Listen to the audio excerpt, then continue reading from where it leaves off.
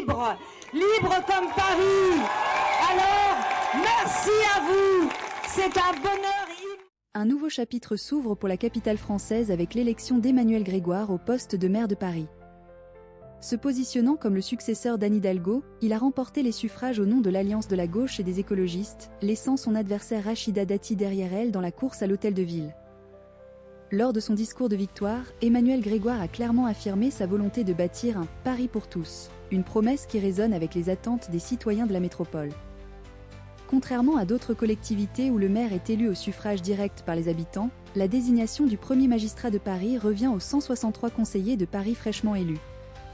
C'est au cours de la première séance du nouveau Conseil de Paris que le vote a lieu. Emmanuel Grégoire a scellé sa victoire avec 50,52% des voix des conseillers, face à Rachida Dati qui a recueilli 41,52%. Cette majorité écrasante s'est traduite par l'attribution de 103 sièges au Conseil de Paris pour son camp, contre seulement 51 pour sa principale concurrente, lui assurant ainsi une majorité absolue. La séance officielle d'installation du maire de Paris par les conseillers municipaux a eu lieu le dimanche 29 mars 2020, marquant formellement la fin du mandat précédent d'Anne Hidalgo, comme mentionné.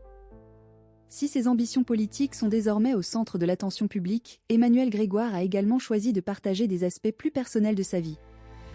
Lors d'un entretien accordé à Sam Zira sur sa chaîne YouTube le 22 février, peu avant la fin du mandat, il a non seulement détaillé ses projets pour Paris, mais aussi levé un coin du voile sur sa vie privée, suscitant l'intérêt du public.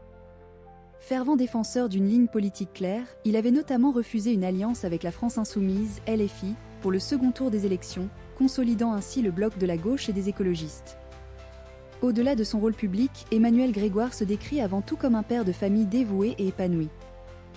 Il est à la tête d'une grande famille recomposée, comptant pas moins de 5 enfants.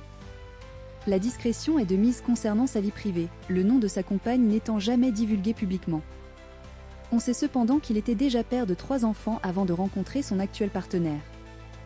Lors de son échange avec Sam Zira, il a partagé les détails de cette grande tribu aux âges variés. Le grand a 20 ans, ma fille a 16 ans, mon fils 14 puis 12 et 9 ans, a-t-il précisé. Malgré la complexité inhérente aux familles recomposées, Emmanuel Grégoire assure que l'entente est merveilleuse entre les enfants, évoquant les joies et les défis qui sont ceux des familles qui se réorganisent. Pour lui, il n'y a pas de distinction entre ses enfants biologiques et ceux de sa compagne.